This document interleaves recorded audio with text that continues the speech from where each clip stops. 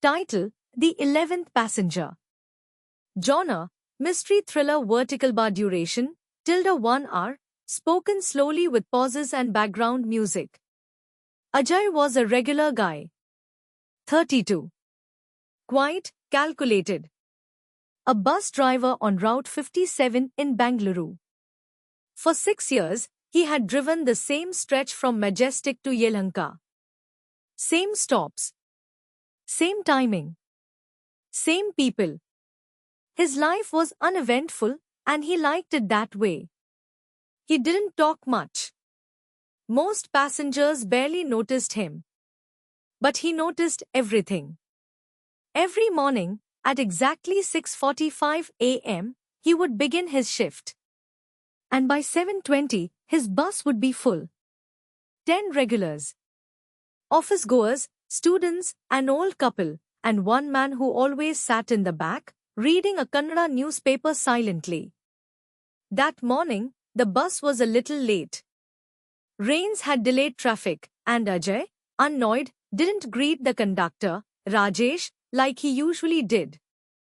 Rajesh was young, talkative, and knew every passenger by face. He smiled at everyone, cracked jokes, and made sure the fare box was always balanced. He was also the one who noticed it first. When they reached the final stop near Yelahanka Tech Park, the bus emptied out. One by one, passengers stepped down, shielding themselves from the light drizzle. And then Rajesh came up to Ajay and said, "Anna, something's weird." Ajay looked at him in the rearview mirror. Rajesh counted on his fingers. 11 people got in. But only 10 got down. Ajay frowned. Maybe someone's asleep in the back. They both walked to the end of the bus. Empty. Every seat. Ajay locked the doors. Probably counted wrong, he muttered. But Rajesh wasn't convinced. That night, Rajesh did something he usually never did. He stayed late and watched the CCTV footage from the bus, which was auto-recorded to a central depot system. At exactly 7:12 a.m., the footage showed a man getting in. Tall. Hooded. Face not visible. He didn't pay, didn't speak to Rajesh. He just walked in and sat quietly in the third row. Rajesh counted again. 11 people. The man was there. But at 7:58 a.m., when the bus emptied, the footage glitched. Just 5 seconds. Static. And when the footage resumed, the hooded man was gone. Vanished.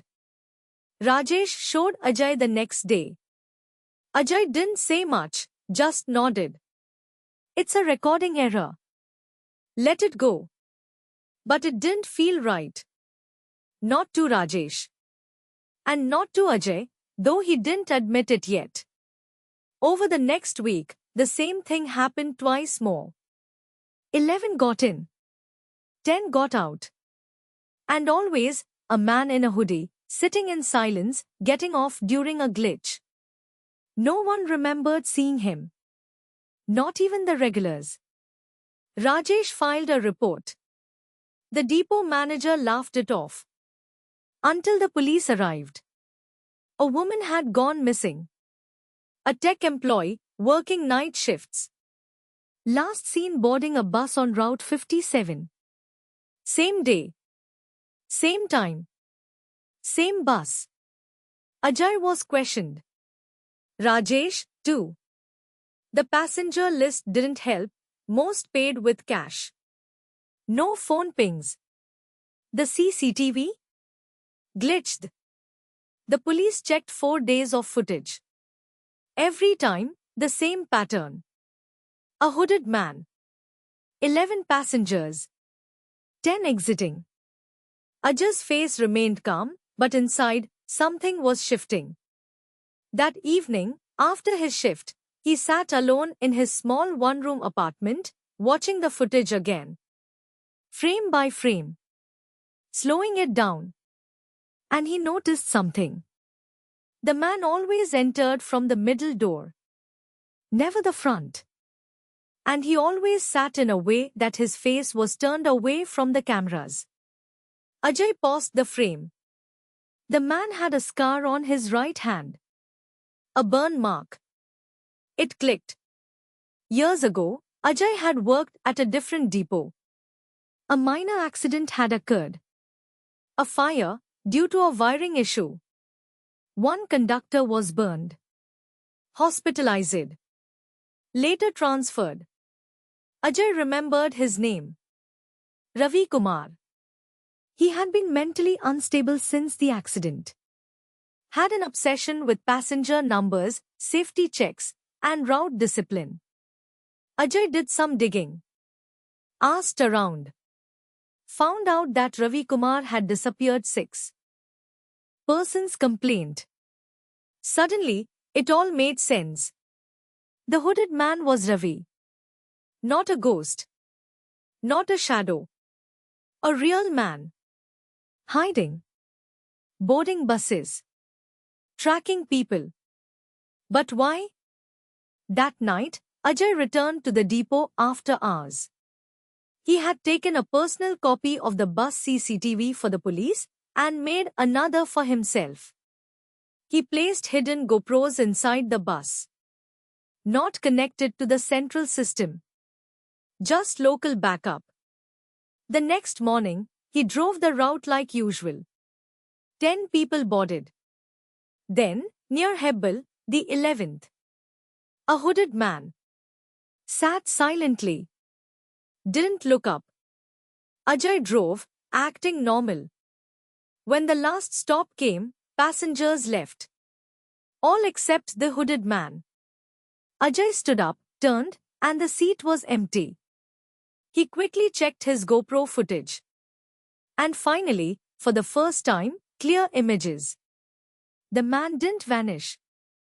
He crawled under the seat, opened the emergency service panel below, and slipped through into the hidden panel space between the luggage compartment and floor insulation.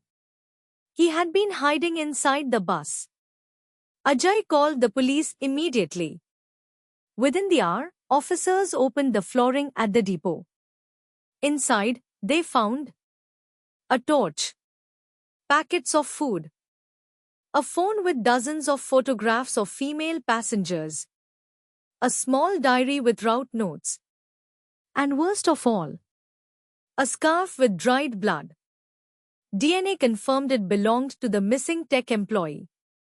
Ravi Kumar was arrested a few hours later from a lodge near Pina. He had no documents, no ID, no money. Just a phone filled with notes, tracking people, buses, and their timings. He wasn't killing randomly. He was obsessed with order. If a passenger sat in the wrong place, spoke loudly, or stood too long near the door, he marked them as unfit. And then he eliminated them. The depot fired multiple staff for negligence. The bus fleet was upgraded. Passenger logs became mandatory. Ajay quietly resigned a month later. He had solved something no one else could, no. An instinct. He started driving cabs after that. No fixed routes. No numbered passengers. And every time someone entered his car, he checked the rearview mirror, not for danger, but to count.